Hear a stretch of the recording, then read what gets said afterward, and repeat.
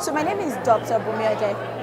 I'm a pediatric intensive care specialist and I live here in Abuja. My name is Fabian Agekaren. I'm a lawyer. I consult, do research and things like that. Aisha Sambo and I'm the host of TEDx Maitama. My name is Joshua Jaffet Omojua. I'm a blogger, digital entrepreneur, traveler. I'm interested in many things, farmer, and today I'm a speaker at the TEDx Maitama. In a few minutes, these chairs will be filled with attendees and participants, young men and women with a vision, a dream, who have come to be inspired by the TEDx Maitama event with the theme Bridge the Gap.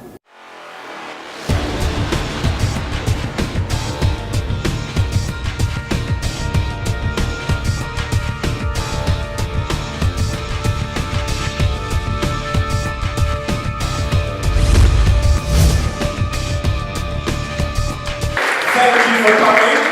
Thank you for dedicating this Saturday morning, your weekend, to investing in yourself, investing in your mind, body, soul. Thank you for coming to be motivated, to be fueled with what you need to be part of the change, the much needed change in every facet of human endeavor, in our communities, in our country, and on the planet. You must, it is imperative that you thoroughly enjoy yourselves. Can we do that? Can you do that? Can you do that? Yes, you can. Yes, we can. Thank you very much. TED Talks have actually been a very big influence in my life. I watch a lot of TED videos, so I'm a TED fan. I've watched hours of TED videos. I've always wanted to attend one of these events, and I got the chance this time and I just couldn't resist. I'm at this TED Talk because, for many reasons. One, because I'm an avid TED Talk listener or watcher, and I've been doing it for many years.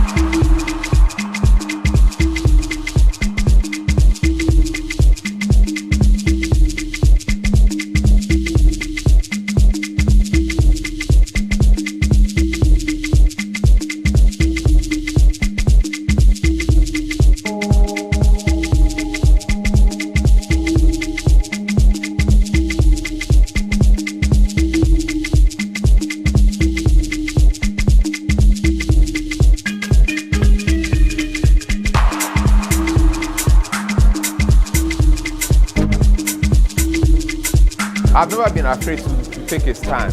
And a lot of those people that say I'm to blame for the Buhari administration, they still continue to follow me. And that's very poignant, because if you are so angry about what you said I did in 2015, why are you still plugged to what I have to say? Why are you still plugged to what I'm interested in? That is what we should think about. That why are these people still interested in what I have to say? So for me, a part of them see that this person has a right to be who he wants to be, he has a right to say what he wants to say, and they have a right to unfollow or continue to follow. And again, they also have a right to actually curse and abuse me. Ultimately, the most important thing is that everybody does something that is true to him or herself, and that's what I have done, and that's what I'll always stand by. What I want to look at is talk of secession came up, IPOB and the whole of the BFI issue came up.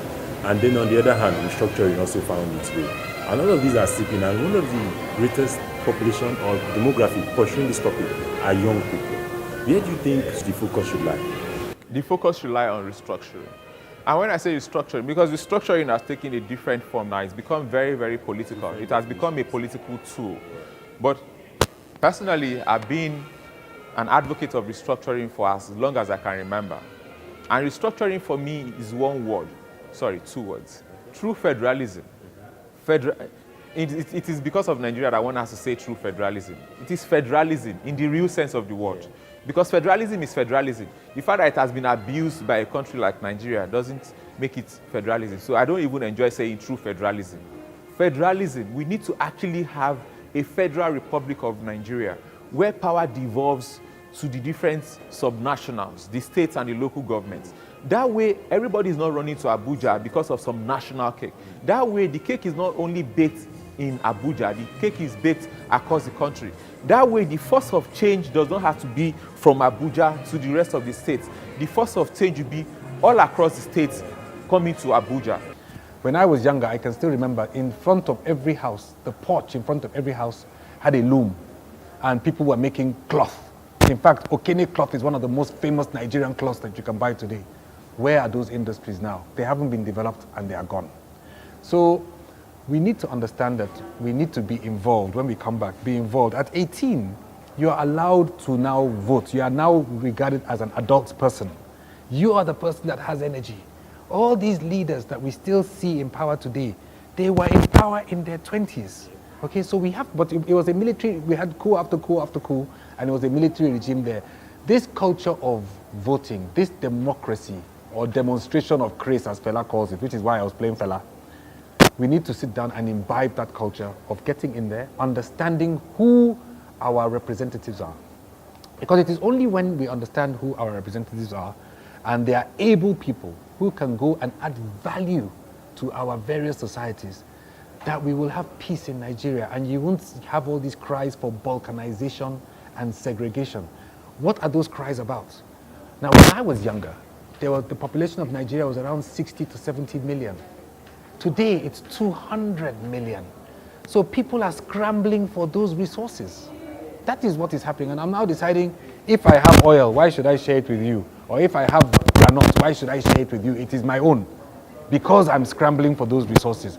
But as I've explained to you, from the example I gave you of chocolate, we're taking 3% of a possible 100%. So there's more than enough for all of us here if we're just judicious with the way that we produce and develop and add on and sell brand Nigeria.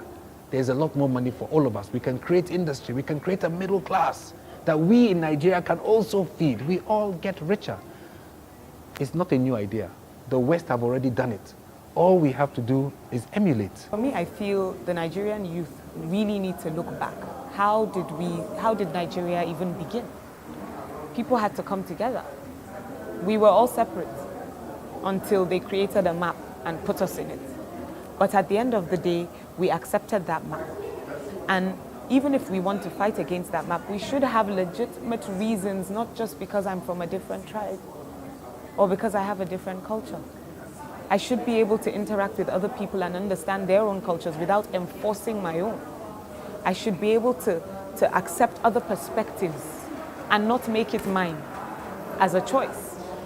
So I feel that Nigerian youth need to look at interacting. There are people around you that you've grown up with and you've never looked at them based on their tribe. But a day comes, all of a sudden, your life changes. And it's based on influence around you. And it's so, the hatred sometimes, it breaks my heart because it's so deep. And I think about my children, and my children they've not grown up in their states. And there are times that I want to say, well, instead of state of origin, why don't we just use state of residence? I actually have a story which was one of the youth empowerment things. And people were saying, why should other tribes come to register for youth empowerment? But yet, their parents have lived there 200 years. So I've lived here all my life. I believe with immigration, I'm sure all it takes is 5 years to 10 years to become a citizen of where you are. So why can't I do that in Nigeria? You know, so you have people lying about their tribes or their origins just because they want to fit in. But I say again, ask yourself this question. Why do you think you are better than the other person? Or why is the other person worse than you? There's something around you growing up that you've absorbed, and it's all based on the people around you. So form your own opinions. Interact with people based on your own observations.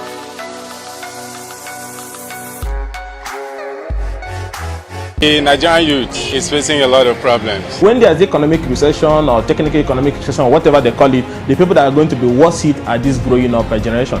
We believe that we can make agriculture not for the old anymore, but also for the youths. Nigeria's economy has been diversified for over 20 years. It is the revenue of the government that is not diversified. We need to focus on private sector manpower. Economics should drive politics rather than politics drive economy. The youths are kind of tired of the government dragging its feet on some certain areas, on certain decisions. Think of whatever challenge you have. I think once you have the will and the determination. Another problem we're facing is quality education. A lot of us are not being educated. We're not being inspired. We're just being taught